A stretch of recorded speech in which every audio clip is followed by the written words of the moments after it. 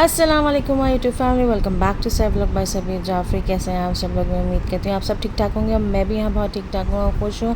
और vlog start करने से पहले मैं आप सबका शुक्रिया अदा करना चाहती हूँ कि जिन जिन लोगों ने मेरा बर्थडे वाला व्लॉग देखा और उन्होंने मुझे विश किया, thank you so much for that. और मैं ये भी चाहती हूँ कि जो जो मेरे व्लॉग्स देखते हैं तो वो बर्थडे बजाय पर्सनल आप मुझे व्लॉग्स में ही मैसेज करके मुझे विश कर दें। खैर एनीवे, मैं बहुत ज़्यादा खुश हुई हूँ कि आप सबका प्यार देख के, आप सबका इज़्ज़त देख के, so thank you so much. और आज मैं लेकर आई हूँ अपना किचन क्लिनिक का व्लॉग कि ईद के बाद टाइम ही नहीं मिला था कि मैं अपने किचन की तरफ दोबारा आती। कुछ मसरूफ़ियत हो गई थी, बच्चों के पेपर्स भी शुरू हो गए थे, हुसैन का पेपर भी शुरू हो गए थे और जो दोनों छोटों के ग्रैंड टेस्ट भी शुरू हो गए थे, तो उसमें काफ़ी मसरूफ़ रही।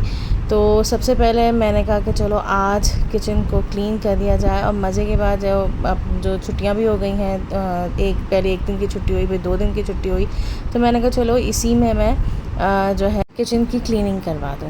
सो बहरहाल तो किचन की क्लीनिंग में सबसे पहली चीज़ जो आती है वो आती है फ़्रिज। तो फ्रिज को मैंने बहुत अच्छी तरह साफ़ करवाया। और फ्रिज को जबकि मैंने 1 महीने पहले ही, यानी रमज़ान से पहले ही मैंने डिटेल्ड फ्रिज साफ़ किया था और उसका व्लॉग भी मैं आपको डिटेल शेयर कर चुकी हूँ। और बहरहाल तो मैंने कहा कि नहीं, सबसे पहले तो फ्रिज को क्लीन किया जाए। और जब फ्रिज साफ़ हो गया तो मुझे शदीद तरीन सुकून हुआ कि चलो फ्रिज साफ़ कर देंगे। फ्रिज ऐसी चीज़ है जो रोज़मर्रा के मतलब हर दफ़ा इस्तेमाल होती है फ्रिज ना। तो मैंने कहा कि नहीं, और फिर फ्रिज को देख देख के काफ़ी उलझन हो रही थी मुझे और मैं चाह रही थी कि फ़्रिज को जल्द से जल्द मैं अच्छी तरह साफ़ करवा दूँ। और इस दफ़ा जो है मैंने अलग अलग नहीं करवाया, मैंने नीचे का भी ऊपर का दोनों का साथ ही मैंने क्लीन एंड क्लियर करवाया। ऊपर से भी बहुत अच्छी तरह सफाई की और फिर ये सारे मैग्नेट्स जो लगे हुए थे, तो इन मैग्नेट्स को भी मैंने अच्छी तरह वॉश करवाया और फिर मैंने इसको लगा दिया खुश करके। एंड देन सेकंड आती है चीज़ स्टोव। स्टोव भी बहुत ही गंदा हो रहा था। वैसे रोज़ साफ़ होता है लेकिन डिटेल व्लॉग कह रही हूँ, डिटेल से चूल्हा यानी साफ़ नहीं होता। तो सबसे पहले मैंने जो इसके बर्नर्स हैं, तो बर्नर्स को मैंने जो विम पाउडर होता है वो और थोड़ा सा सिरका डाल के उसको भिगो दिया था और बेकिंग पाउडर, तो काफ़ी इसकी जो कालक जो होती है वो अच्छी तरह मिट जाए। और मैं इसमें भी मैंने सिर्फ विम पाउडर डाला था और मैं उसको इंस्ट्रक्शंस दे रही थी अपने मेड को और बेचारी अच्छी तरह कर भी रही थी, जैसे जैसे मैं कह रही थी वैसे वैसे वो कर रही थी। लेकिन मैं चाह रही थी कि ये काले काले जो धब्बे हैं ये मिट जाएँ। अब मुझे समझ में नहीं आता क्योंकि मैं पहले बेकिंग पाउडर और नींबू इस्तेमाल कर चुकी हूँ, लेकिन मुझसे इतनी अच्छी तरह साफ़ नहीं होता। ये देखें, फिर भी काला जो बीच का अगर आप स्टोव देखें तो इसका कालक रह गई। और जबकि इसका हाथ अगर आप मलेंगे ना तो इसमें बिल्कुल कीट नहीं है, बहुत साफ़ सुथरा है, लेकिन कालक के निशान पता नहीं कैसे जाएंगे, आई डोंट नो। और बहुत सी ख़वातीन जो हैं जो वो फ़ॉइल भी लगाती हैं। मैंने फ़ॉइल भी शुरू में लगाई थी कि जब नया नया आया था ये स्टोव, तो मैंने फ़ॉइल भी लगाई थी, लेकिन मुझसे क्या होता है कि फ़ॉइल ना अक्सर जल जाती है। अब जब वो जल जाती है तो वो बिल्कुल चिपक जाती है चूल्हे के साथ ना, तो फिर उसके नीचे का भी वो ख़राब हो जाता है। तो इसलिए फिर मैंने फ़ॉइल लगाना भी बंद कर दी, वरना हमेशा मैं शुरू में फ़ॉइल लगा दी थी। और क्योंकि अच्छा यहाँ पे मसला ये है कि यहाँ पे मैं सिर्फ किचन में नहीं आती, हमारे बच्चे भी आते हैं, हमारे मियाँ भी आते हैं, तो वो चूल्हे को उस तरह इस्तेमाल नहीं कर पाते जिस तरह मैं या ख़वातीन जो हैं वो इस्तेमाल करती हैं। खैर एनीवे, फिर उसके बाद ये जो मैंने बर्नर्स भिगोए हुए थे फिर उसको अच्छी तरह जूने से अच्छी तरह रगड़ाई की और काफ़ी हद तक साफ़ हो गए, यानी दिल को थोड़ा बहुत सुकून हो गया कि जो काले काले निशान बने हुए थे तो ये काफ़ी हद तक साफ़ हो गया। और ऑब्वियसली सब ख़वातीन ही करवाती होंगी कि एटलीस्ट मंथ में 2 दफ़ा या 3 दफ़ा हमें ये करवा लेना चाहिए, ताकि अगर हम अपनी चीज़ों का ख्याल नहीं रखेंगे तो बिल्कुल ही बेड़ा गर्क हो जाएगा हर चीज़ का। तो इसलिए किचन की जो कुछ इम्पॉर्टेंट चीज़ें होती हैं, जैसे कि फ्रिज होता है, स्टोव होता है, कुछ इलेक्ट्रॉनिक आइटम्स होते हैं, तो उनकी जो है महीने में 2 से 3 दफ़ा सफाई करवा लेना चाहिए। और अल्लाह का लाख लाख शुक्र है, मैं तो माशाल्लाह कहती हूँ कि मेरे जो मेड्स हैं वो बहुत अच्छी हैं, तो वो कर भी देती हैं। तो बहरहाल अब आई थी बारी माइक्रोवेव ओवन की। इलेक्ट्रिक ओवन तो है मेरे पास, लेकिन अभी किचन में जगह नहीं है तो वो मैंने कहीं और रखा हुआ है।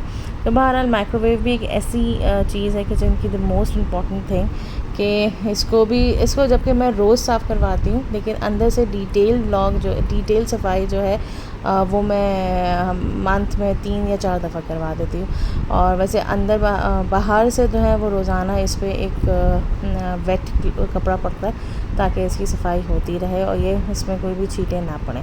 तो बहरहाल इस तरीके से, अच्छा इसमें मैंने सिंपल फोम में जो है वही विम पाउडर और थोड़ा सा लिक्विड करके और विम पाउडर डाल के और थोड़ा सा सिरका डाल के ताकि खुशबू अच्छी आए, उसी का पानी लेकर मैंने इस माइक्रोवेव को अच्छी तरह साफ़ कर दिया और फिर नया फ़ोम लेके, गीला फ़ोम लेके जो है इसके ऊपर फेंक दिया। अब आपने देखा होगा कि माइक्रोवेव के ऊपर जो चीज़ें मैंने रखी थी उनको मैंने अच्छी तरह वॉश करवाई। अच्छा, मुझे किचन की थोड़ी बहुत डेकोरेशन करने का बेइंतहा शौक़ है, तो ज़्यादा ख़ास चीज़ें तो नहीं रखी हुई थी, जो है वो नॉर्मली पेपर और सॉल्ट की जो नमकदानियाँ हैं वो रखी हुई थी। तो वो 2-3 डिज़ाइंस की हैं, तो वो मैंने कहा चलो अच्छा लगता है कि माइक्रोवेव के ऊपर जो है वो आप अच्छी तरह जो है इसको सेट कर दें। जैसे कि ये है, ये भी मेरी बहुत पुरानी नमकदानी तो नहीं कहेंगे इसको, ये मेरी चटनी की वो है और मैं कभी कभार यूज़ भी कर लेती हूँ, कभी कोई चटनी डालनी हो या कोई सॉस डालना हो।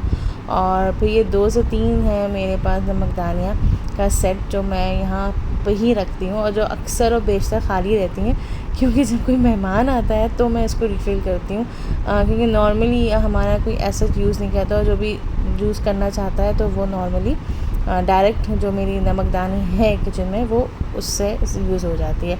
और साथ ही साथ ये वाली बॉटल जो है वो ये जो है इसमें सिरका था और मुझे बॉटल बहुत अच्छी लगी, तो दैट्स वाई मैंने इसको गार्बेज नहीं किया, तो मैंने कहा इसको मैं अपना एक एज अ डेकोरेशन पीस करके सजा लूँ। फिर जो है नॉर्मली जो ऑब्वियसली जो किचन की मेन चीज़ें तो साफ़ हो गई थी, जैसे कि फ्रिज है, चूल्हा है, माइक्रोवेव ओवन है। तो ये स्लैब दीवारें भी जो है मैं अमूमन रोज़ इस पर गीला कपड़ा लगवाती हूँ, लेकिन आज मैंने कहा कि आज ऐसा डिटेल सफाई हो जाए, यानी वही उसी का फोम जिससे मैंने चूल्हा या फ्रिज साफ़ किया था उसी पानी से, यानी उसी डिटर्जेंट जो मैंने बनवाया था जिसके अंदर मैंने विम पाउडर, लिक्विड और सिरका डलवाया था और बेकिंग पाउडर, तो उसी पानी से यानी उसी डिटर्जेंट से मैंने स्लैब्स की भी अच्छी तरह सफाई करवाई और ये माइक्रोवेव को पीछे करवा के स्लैब दीवारों को अच्छी तरह मैंने साफ़ करवाया और फिर इसके बाद जो है वो गीला फोम जो है मैंने करवा दिया। किचन, यकीन करें जब किचन साफ़ हो जाता है तो बेइंतहा सुकून मिलता है, हद से ज़्यादा सुकून मिलता है कि आपका फिर काम करने को और मोटिवेशन मिलती है, मतलब और दिल चाहता है कि हम और अच्छी तरह काम करें। तो आज तो पूरी की पूरी सफाई थी। मैंने आज कुकिंग में कुछ भी नहीं किया था, मैंने यही सोचा था कि मैं अभी कुछ जब तक किचन की क्लीनिंग नहीं हो जाती तो मैं जो है वो कुछ भी अभी खाना नहीं बनाऊंगी। मैंने बच्चों को रोका हुआ था। खैर जब किचन क्लीन हो गया तो उसके बाद जो है मैंने कहीं जाके नाश्ता बनाया। ऑब्वियसली नाश्ते में मैंने वही नॉर्मल पराठा और ऑमलेट ही बना था और ये मैं बिल्कुल कॉर्नर सफाई करवा रही हूँ क्योंकि यहाँ पे मैं रखती हूँ तेल, तो ये वाला एरिया जो है काफ़ी चिकना हो जाता है और ग्रीसी हो जाता है। तो मैंने कहा इस एरिया को ज़्यादा अच्छी तरह साफ़ किया जाए। तो मैं तो ये कहती हूँ कि अल्हम्दुलिल्लाह जिस घर में जो है मेड्स होती हैं जो फ़ौरन कहना मान लेती हैं तो वो बहुत ही अच्छी होती हैं।